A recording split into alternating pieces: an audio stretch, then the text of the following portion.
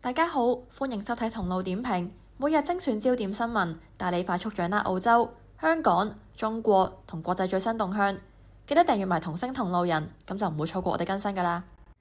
根據內部文件顯示，一名被拘留嘅中國公民喺墨爾本拘留中心自殺身亡前，曾經向負責營運澳洲移民拘留系統嘅承包商 Secure Journeys 表達過自殺念頭。被拘留者涉嫌逾期滯留英語學習簽證。澳洲邊防部隊 ABF 喺7月9號下晝將佢移交俾 Secure Journeys 公司，並明確告知佢此前曾試圖自殘。佢嘅遺體隔日清晨喺墨爾本移民拘留中心布羅德梅多斯住宅區嘅房間被發現。中國駐澳洲大使館已經表達嚴重關切，衛報披露此事，都促使澳洲最大嘅貿易夥伴中國介入。內政部長 Burke 因為推行移民改革而受到譴責，所以事件無疑會令佢雪上加霜。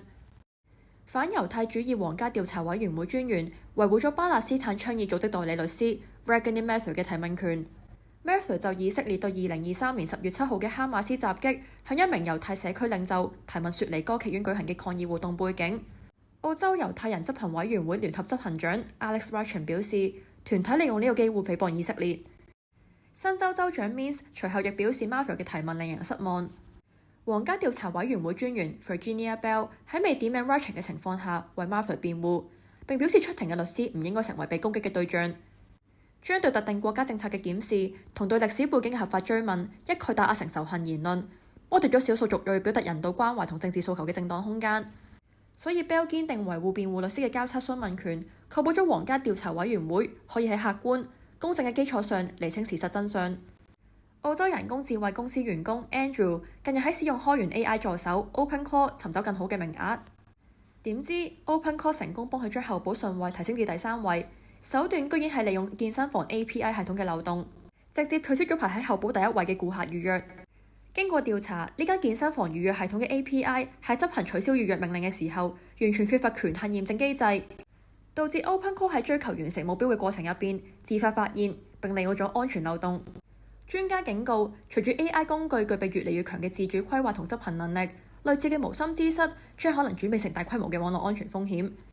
據衛報報導，多位環境專家同研究人員針對當前廣泛推行嘅有機廢棄物同廚餘回收計劃提出警告。由於民眾喺抌垃圾嘅時候，普遍將非回收類型嘅塑膠包裝同帶有塑膠膜嘅食品盒放入回收桶同埋廚餘桶入邊，導致大量塑膠混入有機廢棄物嘅處理鏈。研究團隊強調，現有堆肥過濾技術難以100%清除塑膠。專家明確建議，民眾如果對某項物品可唔可以被安全回收同堆肥存在疑慮，應該直接將佢歸類為一般垃圾，以防止塑膠廢棄物污染成個有機資源循環系統。西班牙宣布將會對意大利旅客實施臨時邊境檢查，以回應羅馬當局喺大量人口從摩洛哥湧入歐達後所採取嘅類似措施。檢查將會喺星期6午夜開始，並持續到9月7號。爭端起因於7月30至31號期間，幾萬人從摩洛哥越境進入西班牙位於北非嘅領地。西班牙甚至威脅意大利，如果唔迅速解除邊境檢查，將採取反制措施，但遭到羅馬當局駁回。當歐盟國家將精力消耗喺內部邊境嘅政治拉鋸，留喺邊境嘅難民就要面對無水無糧嘅生存困境。呢種治標唔治本嘅政策短視，無法阻擋移民潮，更令歐洲標榜嘅人權價值喺邊境衝突入邊被蠶食殆盡。多謝大家收睇同路點評，每日快速掌握澳洲視角、世界焦點，記得訂閱啦！我哋下次再見。